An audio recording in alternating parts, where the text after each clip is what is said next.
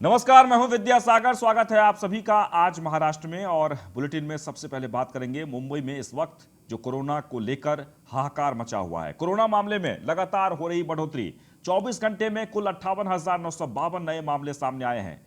महाराष्ट्र में कोरोना का कहर लगातार जारी है और राज्य में कोरोना मामले फिर से बढ़ते नजर आ रहे हैं। बीते 24 घंटे में 58,952 नए मामले सामने आए हैं पूरे महाराष्ट्र में।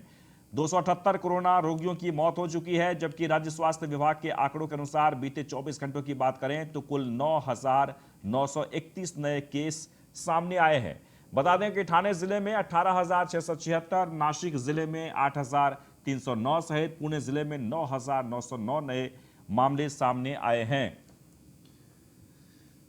तो महाराष्ट्र की स्थिति सबसे ज्यादा खराब है कोरोना को लेकर, और जो आंकड़े आ रहे हैं वो बेहद ही चौंकाने वाले आंकड़े। वहीं ठाकरे सरकार की ओर से किया गया है बड़ा फैसला। मेडिकल शिक्षा विभाग की परीक्षाओं को सरकार ने स्थगित किया है। कोरोना के खिलाफ उद्धव ठाकरे सरकार ने मेडिकल शिक्षा विभाग की परीक्षाओं को स्थगित करने का फैसला किया है। मुख्यमंत्री उद्धव ठाकरे से चर्चा के बाद मेडिकल शिक्षा मंत्री अमित देशमुख ने यह फैसला लिया है। बता दें कि 19 अप्रैल से शुरू होने वाली मेडिकल परीक्षाओं को जून तक के लिए टाल दिया गया है। परीक्षा स्थगित करने की मांग करते हुए अमित देशमुख ने कहा था कि वह मुख्यमंत्री के साथ चर्चा करने के बाद अगले 72 घंटों में निर्णय लेंगे, और अब उसी के अनुसार यह निर्णय लिया गया है। परीक्षा का पूरा कार्यक्रम महाराष्ट्र विश्वविद्यालय स्वास्थ्य विज्ञान की ओर से घोषित किया जाएगा।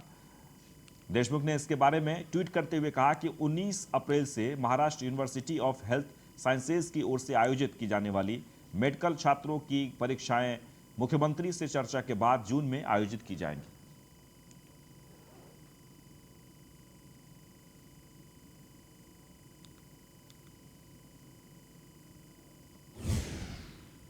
मैं कोरोना संक्रमण के बढ़ते प्रभाव को रोकने के लिए प्रशासन हर तरह का प्रयास कर रहा है। आपको बता दें कि सरकार ने संचारबंदी भी लागू की है। इस दौरान दहिसर चेक नाका पर पुलिस की चेकिंग अभियान लगातार जारी है, जिसके कारण वाहनों की लंबी कतार लगी हुई है।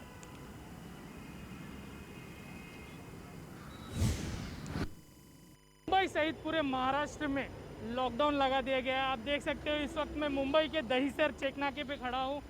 यहाँ पर पुलिस की पूरी नाकाबंदी लगा दी गई है, जिससे बिना कारण जो निकलने वाले लोग हैं उन पे चेक किया जा रहा है, उन पे कार्रवाई हो रही है।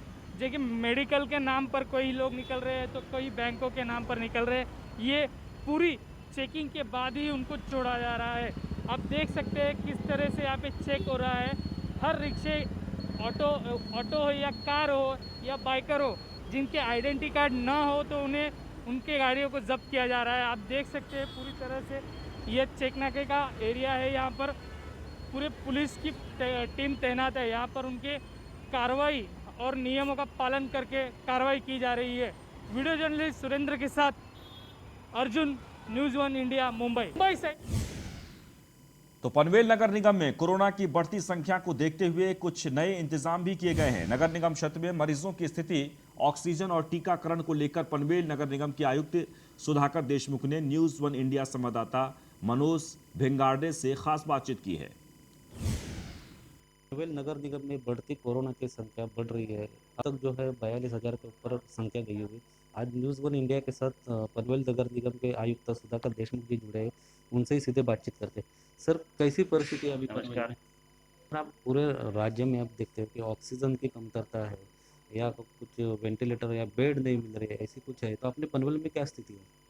हमारे यहाँ एक्चुअली गवर्नमेंट की फैसिलिटी कम होने की वजह से हमने बहुत सारे प्राइवेट हॉस्पिटल्स को कोविड के हॉस्पिटल के नेटवर्क में लिया है। तकरीबन 31 हॉस्पिटल्स आज कोविड हॉस्पिटल्स है, जो छोटे छोटे भी होते हुए फैसिलिटीज़ हमारे सिटी में अवेलेबल करवा के दे रहे हैं। कमी सिर्फ आज जो है वेंटिलेटर बेड की सही में सब जगह पे है, वैसे हमारे पास भी है, लेकिन आईसीयू या ऑक्सीजन बेड यहाँ पे अवेलेबल है। रही ऑक्सीजन की बात, रायगढ़ डिस्ट्रिक्ट में तकरीबन 400 से 500 मीट्रिक टन तक इतना ऑक्सीजन है। लिंडे ये बड़ी कंपनी हमारे यहाँ है, जो तकरीबन 240 metric ton per day oxygen बनाती है। JSW एक बड़ी कंपनी है, वो पेन में है।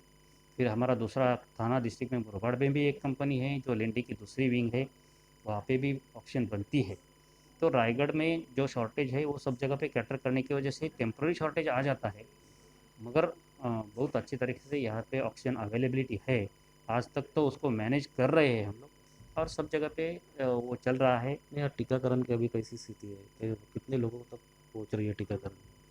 टीकाकरण जितने हमें वैक्सीनेशन मिल गई है वो सब हम यूज़ कर रहे हैं। स्टेट का इंस्ट्रक्शंस है कि जितना आप यूटिलाइज करेंगे वैसा आगे से आ जाएगा। पनवेल का अपना टीकाकरण जो है जितना पॉसिबल है वो पूरा सब हमने करवा दिया है। तकरीबन 70,000 के ऊपर हमने टीकाकरण किया है और आगे भी हम वैक्सीन गवर्नमेंट से मांग रहे हैं। जैसे अवेलेबल हो जाएगी वैसे वो करते रहेंगे। हमारी 12 फैसिलिटीज़ प्राइवेट में है, 8 फैसिलिटीज़ गवर्नमेंट में है और ये सब फैसिलिटीज़ वर्किंग में है। Manoj Bingade, news one India, Panvel. Panvel नगर निगम। बात लातूर की करेंगे, जहां पर बढ़ते कोरोना के चलते सरकार के सख्त निर्देश मिले हैं। एसबीआई बैंक में लोगों ने कोरोना नियमों की धज्जियां उड़ाई है। पूरे राज्य में ठाकरे सरकार ने बढ़ते कोरोना के आंकड़े को देखकर सख्त निर्देश लागू किए गए हैं, लेकिन निलंगा तहसील के एसबीआई बैंक में लोगों ने कोरोना नियमों की जमकर धज्जियां उड़ाई। वहीं इस बारे में बैंक के कर्मचारी से बात करने की कोशिश की गई तो उन्होंने कुछ भी बोलने से इनकार कर दिया।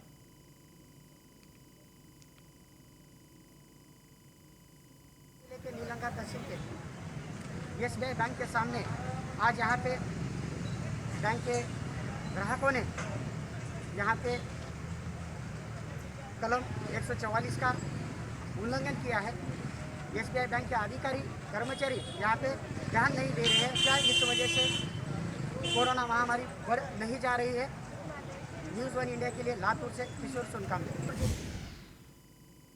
बात बुल्ढाना की करेंगे, जहां पर राज्य सरकार ने बीते बुधवार की अहम घोषणा की है।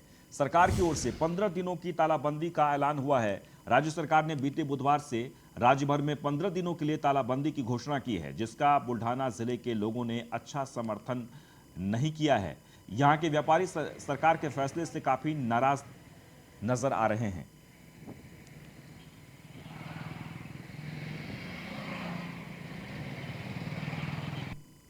हम सभी व्यापारी निषेध करते हैं।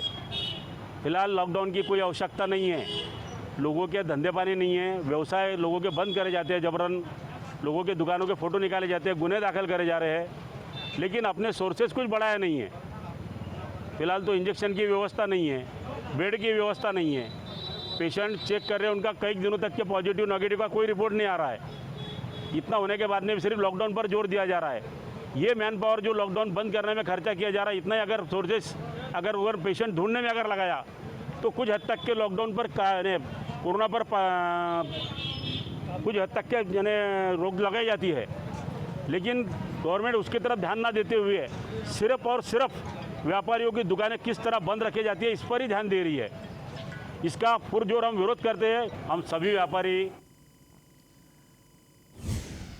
तो महाराष्ट्र में लॉकडाउन का आज दूसरा दिन है, लेकिन बुल्ढाना जिले में लोग लॉकडाउन को गंभीरता से नहीं ले रहे हैं। ऐसे में जिले में पालक मंत्री डॉक्टर राजेंद्र शिंगणे ने कोरोना के नियम तोड़ने वाले पर सख्त कार्रवाई करने के आदेश जिला प्रशासन को दिए हैं। बुल्ढाना में कोरोना की संख्या बढ़ती जा रही है।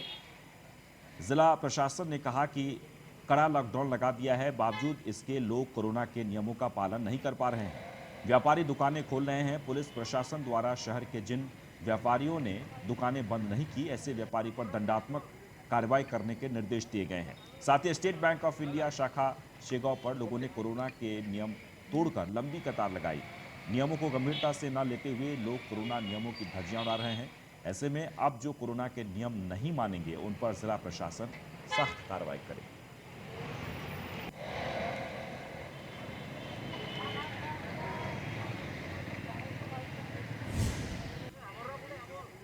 खबर अमरावती से, जहां पर कोरोना मरीजों को रेमडेसिविर इंजेक्शन की बड़ी तादाद में जरूरत है। डीएम के आदेश पर कम कीमतों में मिल सकेगा मरीजों को इंजेक्शन। अमरावती में कोरोना मरीजों को रेमडेसिविर इंजेक्शन की बड़ी तादाद में आवश्यकता है, लेकिन इंजेक्शन की किल्लत के चलते अस्पताल में दाखिल मरीजों के परिजनों ने पंजाब राव देशमुख मेडिकल हॉस्पिटल के सामने बड़ी तादाद पर कतारें लगा दी। बता दें कि महाराष्ट्र में कोरोना मरीजों की बढ़ती संख्या के कारण मरीजों को बेड नहीं मिल पा रहे हैं। जिलाधिकारी शैलेश नवाल के आदेश से पंजाब राव देशमुख मेडिकल विद्यालय में शासन के निर्धारित दरों के अनुसार रेमडेसिविर इंजेक्शन को कम कीमतों पर मरीजों को दिया जा रहा है।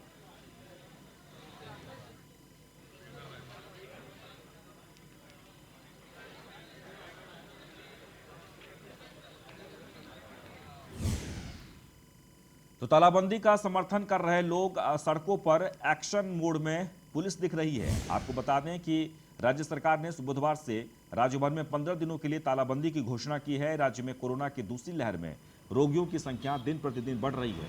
कोरोना वायरस के तेजी से प्रसार और स्वास्थ्य सुविधाओं की कमी के कारण सरकार ने तालाबंदी की घोषणा की। रायगढ़ जिले में आवश्यक सुविधाओं को छोड़कर सभी सुविधा बंद नजर आ रही है। लोग भी इस फैसले का समर्थन करते नजर आ रहे हैं। वहीं पुलिस भी हर जगह एक्शन मोड में दिखाई दे रही है।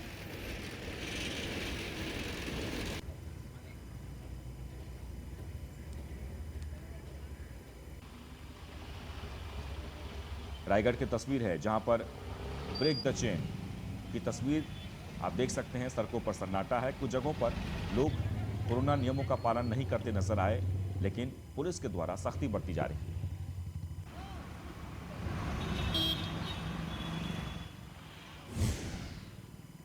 तो भारत रत्न डॉक्टर बाबा साहब अंबेडकर की 130वीं जयंती पर कल महाराष्ट्र के कई जिलों में ब्लड डोनेशन कैंप का आयोजन किया गया। इस अवसर पर भारी संख्या में लोगों ने रक्तदान भी किया और इसी दौरान महाराष्ट्र कांग्रेस अध्यक्ष नाना पटोले से हमारे मुंबई प्रतिनिधि संदीप रणपीसे ने खास बातचीत की।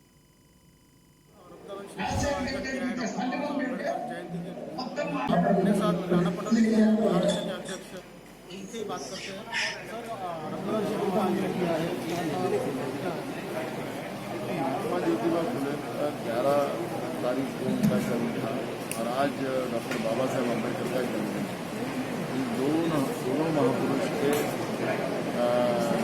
जन्मदिन पे लेकर हम जो आज स्थिति देश में राज्य में कोरोना की, इसमें बड़े पैमाने में मरीजों को खून की जरूरत है और इसमें कांग्रेस की तरफ से 2 लाख पूरे राज्य में हम लोग 2 लाख बोतल देने का हम लोगों ने संकल्प लिया।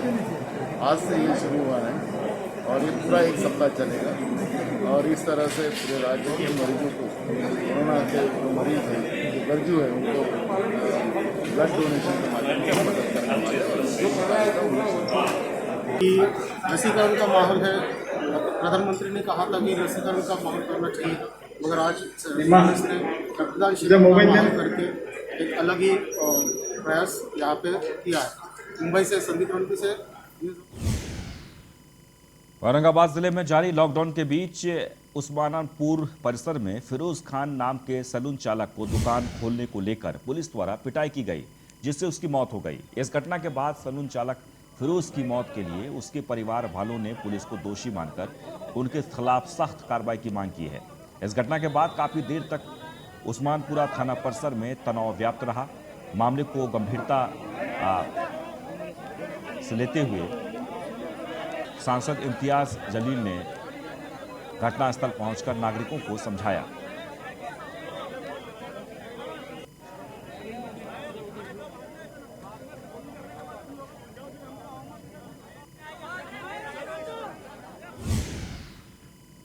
ड्रग्स केस में फंसे दंपति जेल से रिहा हुए। पूरे परिवार ने दंपति का एयरपोर्ट पर स्वागत किया। मुंबई में ड्रग्स केस में कतर की जेल में बंद पति पत्नी शरीक और ओनिमा कतर की सुप्रीम कोर्ट से बरी होने के बाद अपनी बच्ची के साथ बीते बुधवार को देर रात मुंबई के इंटरनेशनल एयरपोर्ट पहुंचे। इस मौके पर पूरा परिवार एयरपोर्ट पर स्वागत के लिए मौजूद था। दरअसल जुलाई 2019 में मुंबई के एक दंपति को जाल में फंसाकर हनीमून पैकेज के नाम पर कतर भेज दिया गया था और उन्हें एक बैग दिया गया था जिसमें ड्रग्स थे। कतर एयरपोर्ट पहुंचने पर चेकिंग के दौरान ड्रग्स के साथ दंपति को गिरफ्तार कर लिया गया। कतर की अदालत ने उन्हें 10 साल की सजा सुनाई और फाइन भी लगाया था। नारकोटिक्स कंट्रोल ब्यूरो के डायरेक्टर राकेश अस्थाना और एनसीपी डायरेक्टर केपीएस मल्होत्रा के नेतृत्व में मामला दर्ज कर मामले की जांच दंपति निर्दोष हुई, जिसके बाद दंपति निर्दोष साबित हुए। नहीं करते, मीडिया हमारा हेल्प नहीं करता तो हम आज यहाँ पे नहीं आ पाते। ये सब पूरा मीडिया ने पूरा हेल्प किया है सर। एनसीपी ने पूरा हेल्प किया है, हमारा गवर्नमेंट ने पूरा हेल्प किया है, नारकोटिक्स का टीम ने पूरा हेल्प किया है, फिर कतर का जो एम्बेसी उन्होंने पूरा हेल्प किया, तो ही हम यहाँ पे आए हैं सर आज, नहीं तो फिर हम यहाँ पे नहीं आ पाते। सर ये तो हमारा आंटी ने हमको पूरा सामान दिया था, 4 किलो उसमें सामान तो बैग में साथ में लाया है मेरे, वो बैग उन्होंने हमें वापस दिया है पूरा। तो मैं चाहता हूँ सर अभी उनके अगेंस्ट भी कार्रवाई हो, उनको भी पकड़ा जाए। मैंने सुना था, हमारे पेरेंट्स ने बताया कि वो बाहर है, उनको भी पकड़ा। एनसीपी प्रमुख शरद पवार को अस्पताल से छुट्टी मिली है। पार्टी के प्रवक्ता नवाब मलिक ने इसकी जानकारी दी है। आपको बता दें कि शरद पवार को सर्जरी के बाद ब्रिज कैंटी अस्पताल में से छुट्टी दे दी गई है। पार्टी के प्रवक्ता नवाब मलिक ने यह जानकारी दी। बीते सोमवार को शरद पवार की लैप्रोस्कोपिक सर्जरी की गई थी। पार्टी के प्रवक्ता मलिक ने बताया कि पवार को अस्पताल से छुट्टी दे दी गई है। उन्होंने कहा कि पवार सर्जरी के बाद अब कुछ दिन घर पर आराम करेंगे।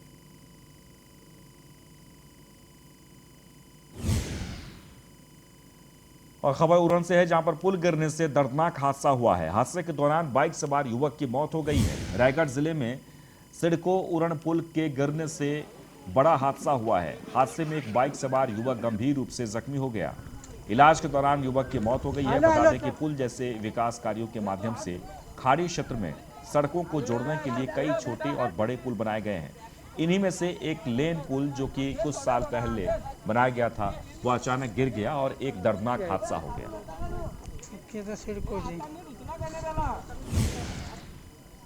खबर नंदुरबार से, जहां पर उजाला फाटा में बिजली गिरने से किसान की मौत हो गई है। आपको बता दें कि पशुओं के लिए चारा काटते समय किसान पर गिरी थी बिजली। नंदुरबार तहसील के ग्राम शनि मंडल उजाला फाटा परिसर में आज सुबह से ही मौसम में बदलाव देखा जा रहा है। लगातार बिजली कड़कने के कारण पशुओं के लिए चारा कटाई करने गए मजदूर पर बिजली गिरी और मौके पर ही किसान की मौत हो गई।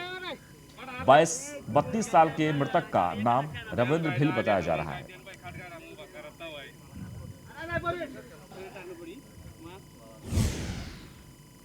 खबर सिंधुदुर्ग से, जहां पर देवगढ़ तहसील का मिठुम्बरी समुद्र तट बड़ी संख्या में पर्यटकों को आकर्षित करता है, लेकिन वर्तमान स्थिति में यहाँ पर काफी गंदगी फैली हुई है। लोग समुद्र तट के किनारे पार्टी करने के बाद कचरा यहीं पर फेंक जाते हैं और इसी के चलते समुद्र तट की झाड़ी में प्लास्टिक, पेपर, खाली शराब की बोतलें आदि पाए जाते हैं। संबंधित विभाग को इस पर ध्यान देना चाहिए। इस प्रकार का प्लास्टिक कचरा समुद्र तट क्षेत्र की सुंदरता के लिए हानिकारक है और यहाँ पे देखा भी जा रहा है।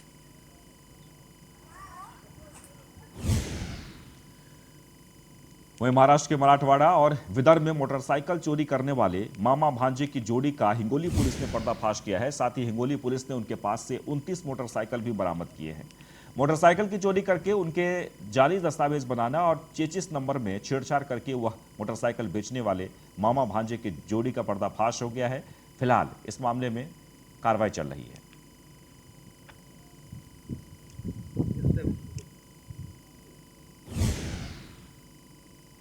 और अब बात शेयर बाजार की करते हैं तो मुंबई शेयर बाजार गुरुवार को उतार चढ़ाव के साथ खुला है। सेंसेक्स जहां 31.29 अंक की मामूली गिरावट के साथ दिखा, तो वहीं निफ्टी 17.6 पॉइंट ऊपर खुला है।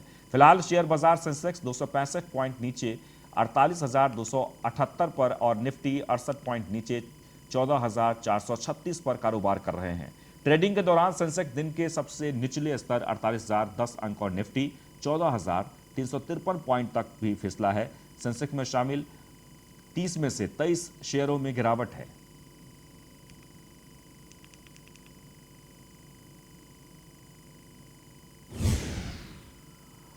वह कोरोना विस्फोट के बीच बंद हुई लोकल ट्रेन, जरूरी सेवाओं से जुड़े कर्मचारी कर सकेंगे सफर। मुंबई की लोकल ट्रेन एक बार फिर से कोरोना की दूसरी लहर की वजह से आम लोगों के लिए बंद कर दी गई है। मुंबई में लगातार कोरोना के बढ़ते मामले को देखते हुए यह फैसला लिया गया है। इससे पहले मार्च 2020 में आम लोगों के लिए ट्रेन बंद कर दी गई थी और 1 फरवरी से आम लोगों के लिए कुछ शर्तों के साथ लोकल की सुविधा शुरू की गई थी। कि लाइफलाइन माने यानी लोकल ट्रेन एक बार फिर से मुंबई करो और आम लोगों के लिए बंद कर दी गई है। ये फैसला सरकार ने कोरोना वायरस के बढ़ते आंकड़े को देखकर लिया गया है कि लगातार कोरोना वायरस के आंकड़े बढ़ रहे हैं और इसके लिए फैसला लिया गया है। और आपको बता दें, इस सुविधा का लाभ सिर्फ और सिर्फ इमरजेंसी सर्विस, एसेंशियल सर्विस और गवर्नमेंट एम्प्लॉय ले सकेंगे। आप देख सकते हैं मैं इस वक्त मौजूद हूँ मुंबई। खबर नासिक से, जहां पर तालाबंदी लागू होने के बाद श्रमिकों का पलायन शुरू हो गया है। पलायन के चलते रेलवे स्टेशन पर दिखी भारी भीड़। राज्य में तालाबंदी लागू होने के बाद श्रमिकों के पलायन करने से नासिक रोड रेलवे स्टेशन पर भारी भीड़ जमा हो गई है। बड़ी संख्या में श्रमिक नासिक रोड रेलवे स्टेशन इकट्ठा हुए नजर आ रहे हैं। राज्य सरकार की ओर से कोरोना पर रोक लगाने के लिए धारा 144 लागू की गई है, जिसके चलते ट्रेनों में भारी भीड़ बढ़ने से प्रवासी श्रमिकों को बुरे हालात का सामना करना पड़ रहा है।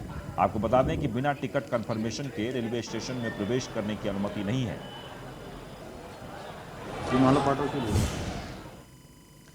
और इसके साथ ही आज महाराष्ट्र में बस इतना ही, लेकिन आप बने रहें न्यूज़ 1 इंडिया के साथ।